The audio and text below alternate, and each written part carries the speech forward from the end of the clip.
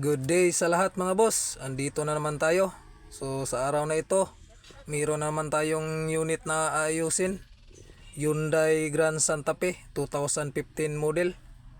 Ang dinadalang sakit nito mga boss ay nakailaw yung check engine at low power issue na naman. So dito tayo sa kanyang cluster panel. Observe lang natin dito yung kanyang RPM. So ayan, nakailaw talaga yung check engine niya.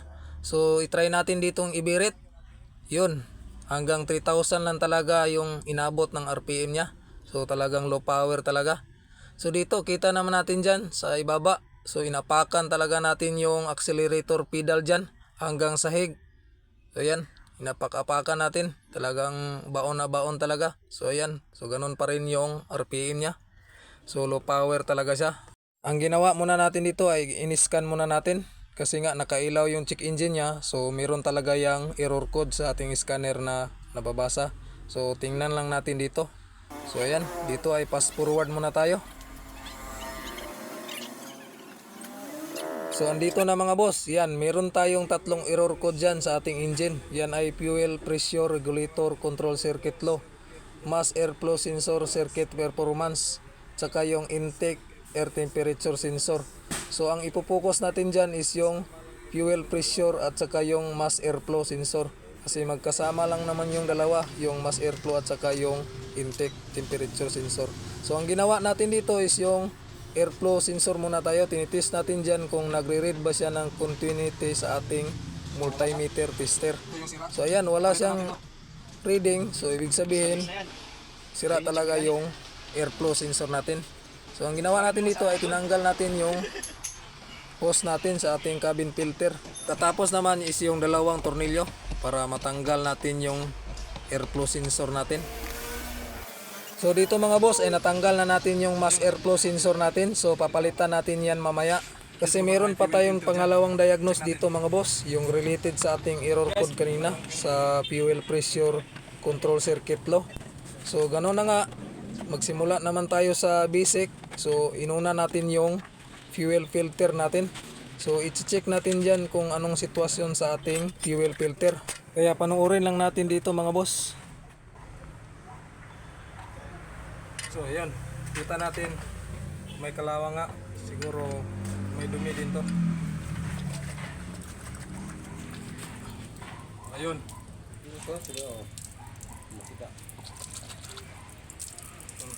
Parang Milo. So papalitan natin to, tapos pull down tayo ng tangke. Banhan o pringkalag o. Tinga.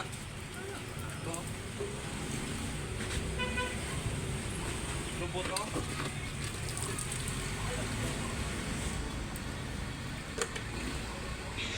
Kita natin o. Sige, pull down na natin ng tangke.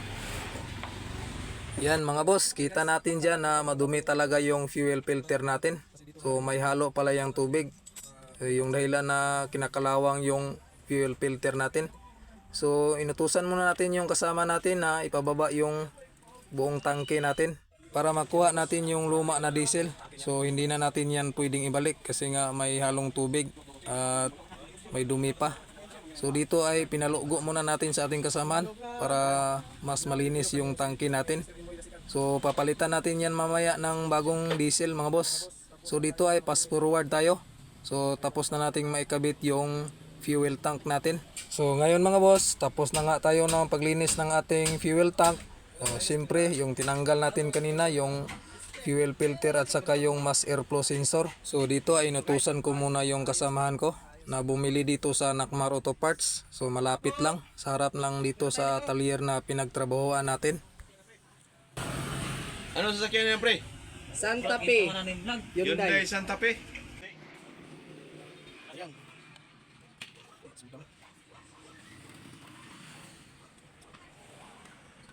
So ayan guys, ito yung luma, ito yung bago.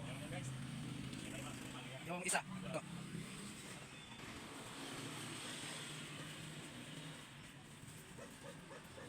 So guys, ito yung surplus na binili natin. Ito yung luma, ito yung bago, surplus. Nag-order natin. Yan mga boss, andito na yung parts na pinabili natin. So dinouble check natin dyan kung magkapareho nga ba yung binigay nila sa atin. So una yung fuel filter, so okay lang naman. At saka yung mass airflow sensor. So tiningnan natin dyan kung magkapareho nga ba yung sukat, so goods lang naman din.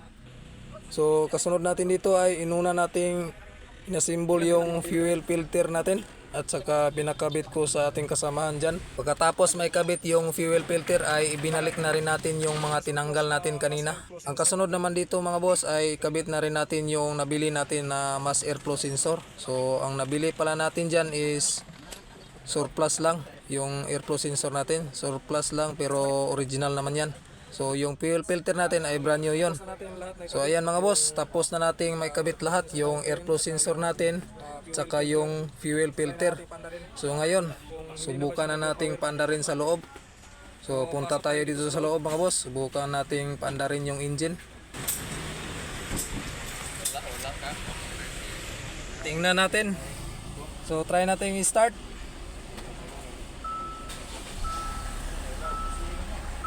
Yon. Goods na, wala na yung nakailaw na check engine. Tapos try natin i-RPM. Goods na. Wala na siyang low power, hindi na low power. Ayun, nadali din. Yun mga boss, nadali nga natin at natsambahan rin. So dito sinubukan nating pandarin ulit. So try nating RPM dito.